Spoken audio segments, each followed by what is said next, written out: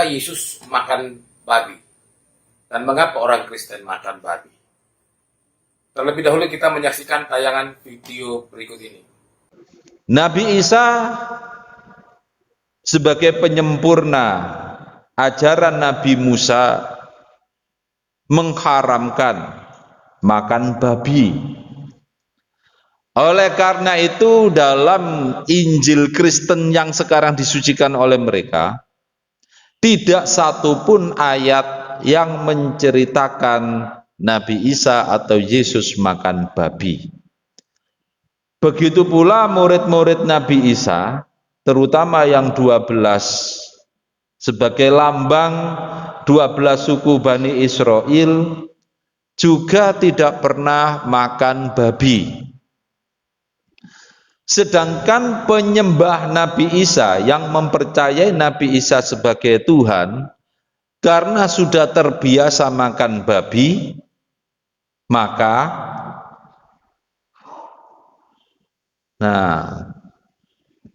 yang disembah mengharamkan babi, terus penyembahnya suka babi.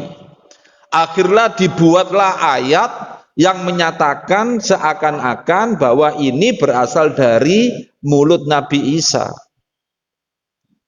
Ayat yang menghalalkan segala makanan termasuk babi.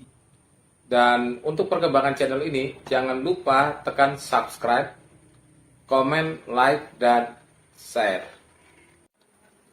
Apakah Yesus makan babi? Dan mengapa orang Kristen makan babi? Babi adalah binatang yang kontroversial dan sering menimbulkan polemik dan kegaduhan di tengah-tengah masyarakat. Inti persoalannya sederhana. Apakah babi itu halal sehingga diperbolehkan dikonsumsi? Atau babi itu haram dan dilarang untuk dimakan? Baru-baru ini sempat viral tentang babi Ambo yang adalah rendang babi yang kemudian menimbulkan perdebatan. Intinya sih sederhana. Apakah babi itu diperbolehkan untuk dimakan? Yang jelas, ada dua tradisi agama besar yang memiliki larangan untuk tidak memakan daging babi atau dilarang makan babi. Atau berbagai produk yang terkait dengan babi itu dilarang dimakan. Kedua agama besar itu adalah agama Yahudi dan agama Islam. Untuk sejumlah agama lain atau sejumlah tradisi agama lain seperti Kristen dan beberapa agama lokal, tidak ada larangan secara khusus untuk memakan daging babi. Artinya boleh makan daging babi. Lalu bagaimana dengan Yesus? Apakah dia memakan daging babi atau tidak? Karena Yesus itu lahir di Yahudi, besar di lingkungan Yahudi, terikat dengan agama Yahudi, Yesus memang tidak makan daging babi. Tidak ada di Alkitab yang mengatakan bahwa Yesus itu makan daging babi. Dalam Ulangan 14 ayat 8 ada larangan dalam perjanjian lama. Dikatakan juga babi hutan karena memang berkuku belah tetapi tidak memamah biak. Haram itu bagimu. Daging binatang-binatang itu janganlah kamu makan dan janganlah kamu terkena bangkainya. Tetapi harus diingat juga bahwa setelah peristiwa air bah, jelas Nuh dan keluarganya itu diperbolehkan memakan semua binatang yang bergerak. Buktinya apa? Kejadian 9 ayat 3 mengatakan, segala yang bergerak, yang hidup akan menjadi makananmu.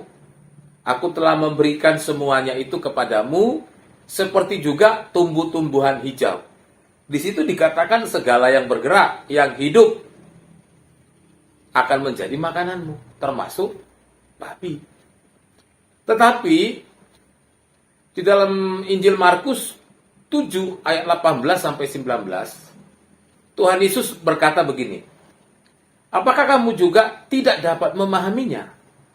Tidakkah kamu tahu bahwa segala sesuatu dari luar yang masuk ke dalam seseorang tidak dapat menajiskannya?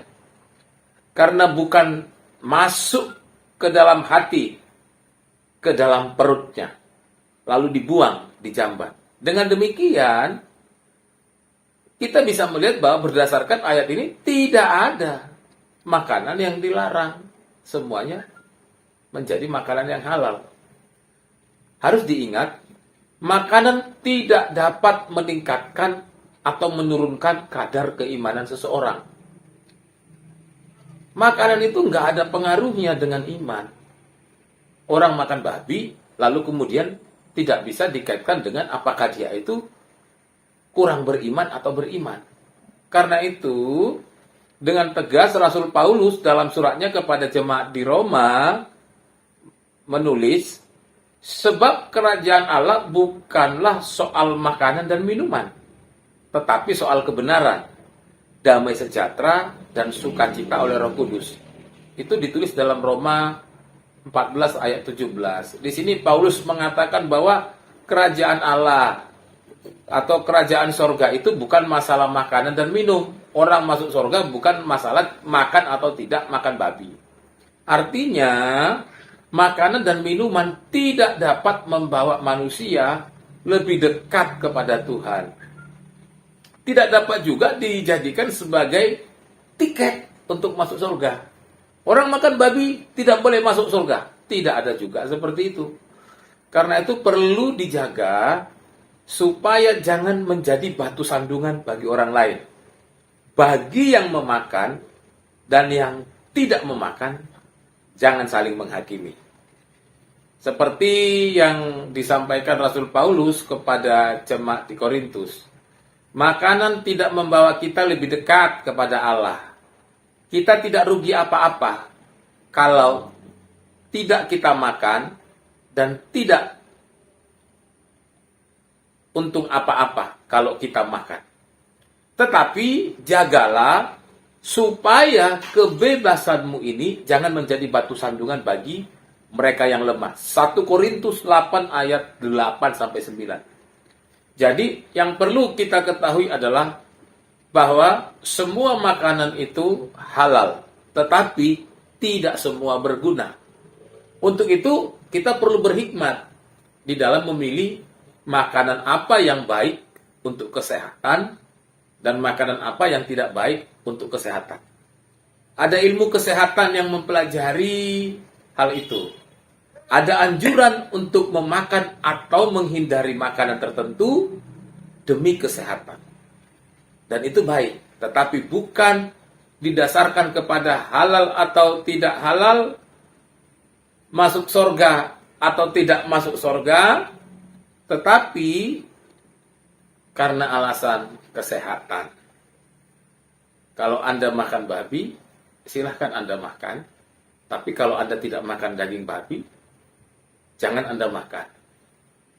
Salam, Tuhan Yesus memberkati.